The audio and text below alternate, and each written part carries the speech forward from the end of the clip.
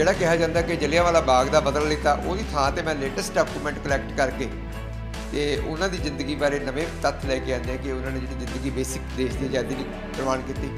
ਉਸ ਤੋਂ ਬਾਅਦ ਫਿਰ ਮੈਂ ਭਗਤ ਸਿੰਘ ਜਿਹੜਾ ਗੁਪਤਕਾਣਾ ਫਿਰੋਜ਼ਪੁਰ ਦੇ ਵਿੱਚ ਹੈ, ਉਸ 'ਤੇ ਮੇਰੀ ਕਿਤਾਬ ਆਈ। ਇਸੇ ਤਰ੍ਹਾਂ ਗਦਰ ਪਾਰਟੀ ਦਾ ਸਾਹਿਤ, ਬਗਾਵਤ ਦੀ ਚੰਗਿਆੜੀ, ਫਿਰ ਬੀਬੀ ਗੁਲਾਬ ਕੌਰ 'ਤੇ ਮੇਰਾ ਖੋਜੀ ਕੰਮ ਹੈ, ਫਿਰ ਸ਼ੇਰ ਜੰਗ 'ਤੇ ਮੇਰਾ ਖੋਜੀ ਕੰਮ ਹੈ, ਗਾਂਧਾ ਸਿੰਘ ਕੱਚਰਪਾਨ 'ਤੇ ਮੇਰਾ ਖੋਜੀ ਕੰਮ ਹੈ, ਲਾਲ ਸਿੰਘ ਸਾਹਿਬਾਨੇ 'ਤੇ ਖੋਜੀ ਕੰਮ ਹੈ। ਕਹਿ ਸਕਦੇ ਹੁਣ ਤੱਕ ਮੈਂ ਕਰੀਬ 16 ਕਿਤਾਬਾਂ ਦਾ ਲੇਖਕ ਹੈ ਤੇ 9 ਵਿਸ਼ਿਆਂ 'ਤੇ ਮੇਰਾ ਜਿਹੜਾ ਹੈਗਾ ਉਹ ਖੋਜੀ ਕੰਮ ਹੈ। ਜਿਹੜੀ ਮੇਰੀ ਭਗਤ ਸਿੰਘ ਸੰਬੰਧੀ ਖੋਜ ਹੈ, ਇੱਕ ਭਗਤ ਸਿੰਘ ਹੋਰਾਂ ਦਾ ਇੱਕ ਗੁਪਤਕਾਣਾ ਫਿਰੋਜ਼ਪੁਰ ਦੇ ਵਿੱਚ ਸੀ, ਕਿਉਂਕਿ ਜਦੋਂ ਦੇਸ਼ ਦੀ ਆਜ਼ਾਦੀ ਵਾਸਤੇ ਉਹ ਸੰਘਰਸ਼ ਕਰ ਰਹੇ ਸੀ, ਕਿਉਂਕਿ ਗੁਪਤ ਰੂਪ 'ਚ ਵਿਚਰ ਰਹੇ ਸੀਗੇ। ਉਹਨਾਂ ਨੇ ਮਤਲਬ ਇੱਕ ਇਸ ਤਰ੍ਹਾਂ ਦਾ ਗੁਪਤ ਆਪਣਾ ਜਿਹੜਾ ਟਿਕਾਣਾ ਸੀਗਾ ਫਿਰੋਜ਼ਪੁਰ ਦੇ ਵਿੱਚ ਬਣਾਇਆ ਸੀ। ਇਹ ਟਿਕਾਣਾ ਜਿਹੜਾ ਸੀਗਾ ਮਤਲਬ 10 ਅਗਸਤ 1928 ਤੋਂ ਲੈ ਕੇ 9 ਫਰਵਰੀ 1929 ਤੱਕ ਰਿਹਾ। ਇੱਥੇ ਭਗਤ ਸਿੰਘ, ਚੰਦਰ ਸ਼ੇਖਰ ਆਜ਼ਾਦ, ਸੁਖਦੇਵ, ਮਹਾਵੀਰ ਸਿੰਘ, ਵਿਜੇ ਕੁਮਾਰ ਸਿਨਹਾ, ਸ਼ਿਵ ਵਰਮਾ, ਡਾਕਟਰ ਗਿਆ ਪ੍ਰਸਾਦ ਵਗੈਰਾ ਮਤਲਬ ਕਿ ਇੱਥੇ ਆਦੇ ਤੇ ਰਹਿੰਦੇ ਸੀਗੇ। ਇੱਥੇ ਹੀ ਭਗਤ ਸਿੰਘ ਨੇ ਜਿਹੜੇ ਕੇਸ ਤੇ ਦਾੜੀ ਕੱਟੇ ਸੀ ਤੇ ਸਾਂਡਰਸ ਕਤਲਕਾਂਡ ਤੋਂ ਪਹਿਲਾਂ ਇਹ ਇੱਥੇ ਨਿਸ਼ਾਨੇਬਾਜ਼ੀ ਕਰਦੇ ਵੀ ਰਹੇ ਆ।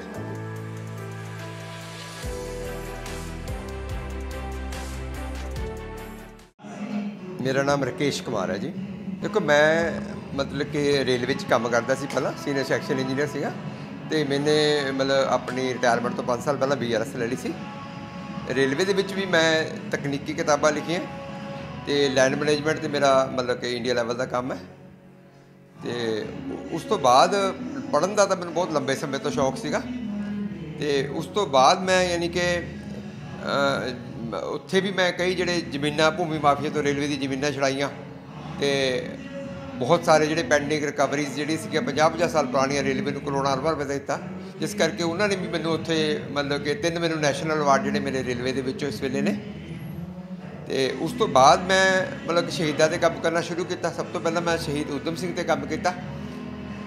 ਜਿਹੜਾ ਕਿਹਾ ਜਾਂਦਾ ਕਿ ਜਲਿਆਂਵਾਲਾ ਮਤਲਬ ਬਾਗ ਦਾ ਬਦਲ ਲਿੱਤਾ, ਉਹਦੀ ਥਾਂ 'ਤੇ ਮੈਂ ਲੇਟੈਸਟ ਡਾਕੂਮੈਂਟ ਕਲੈਕਟ ਕਰਕੇ ਅਤੇ ਉਹਨਾਂ ਦੀ ਜ਼ਿੰਦਗੀ ਬਾਰੇ ਨਵੇਂ ਤੱਥ ਲੈ ਕੇ ਆਉਂਦੇ ਕਿ ਉਹਨਾਂ ਨੇ ਜਿਹੜੀ ਜ਼ਿੰਦਗੀ ਬੇਸਿਕ ਦੇਸ਼ ਦੀ ਆਜ਼ਾਦੀ ਲਈ ਕੁਰਬਾਨ ਕੀਤੀ। ਉਸ ਤੋਂ ਬਾਅਦ ਫਿਰ ਮੈਂ ਭਗਤ ਸਿੰਘ ਜਿਹੜਾ ਗੁਪਤਕਾਣਾ ਫਿਰੋਜ਼ਪੁਰ ਦੇ ਵਿੱਚ ਹੈ, ਉਸ 'ਤੇ ਮੇਰੀ ਕਿਤਾਬ ਆਈ। ਇਸੇ ਤਰ੍ਹਾਂ ਗਦਰ ਪਾਰਟੀ ਦਾ ਸਾਹਿਤ, ਬਗਾਵਤ ਦੀ ਚੰਗਿਆੜੀ, ਫਿਰ ਬੀਬੀ ਗੁਲਾਬ ਕੌਰ 'ਤੇ ਮੇਰਾ ਖੋਜੀ ਕੰਮ ਹੈ, ਫਿਰ ਸ਼ੇਰ ਜੰਗ 'ਤੇ ਮੇਰਾ ਖੋਜੀ ਕੰਮ ਹੈ, ਗਾਂਧਾ ਸਿੰਘ ਕੱਚਰਪਾਨ 'ਤੇ ਮੇਰਾ ਖੋਜੀ ਕੰਮ ਹੈ, ਲਾਲ ਸਿੰਘ ਸਾਹਿਬਾਨੇ 'ਤੇ ਖੋਜੀ ਕੰਮ ਹੈ। ਕਹਿ ਸਕਦੇ ਹੁਣ ਤੱਕ ਮੈਂ ਕਰੀਬ 16 ਕਿਤਾਬਾਂ ਦਾ ਲੇਖਕ ਹੈ ਤੇ 9 ਵਿਸ਼ਿਆਂ 'ਤੇ ਮੇਰਾ ਜਿਹੜਾ ਹੈਗਾ ਉਹ ਖੋਜੀ ਕੰਮ ਹੈ। ਅਤੇ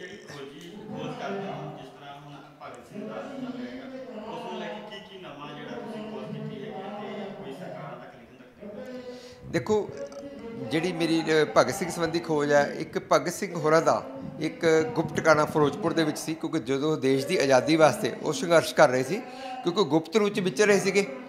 ਉਹਨਾਂ ਨੇ ਮਤਲਬ ਇੱਕ ਇਸ ਤਰ੍ਹਾਂ ਦਾ ਗੁਪਤ ਆਪਣਾ ਜਿਹੜਾ ਟਿਕਾਣਾ ਸੀਗਾ ਫਿਰੋਜ਼ਪੁਰ ਦੇ ਵਿੱਚ ਬਣਾਇਆ ਸੀ। ਇਹ ਟਿਕਾਣਾ ਜਿਹੜਾ ਸੀਗਾ ਮਤਲਬ 10 ਅਗਸਤ 1928 ਤੋਂ ਲੈ ਕੇ 9 ਫਰਵਰੀ 1929 ਤੱਕ ਰਿਹਾ।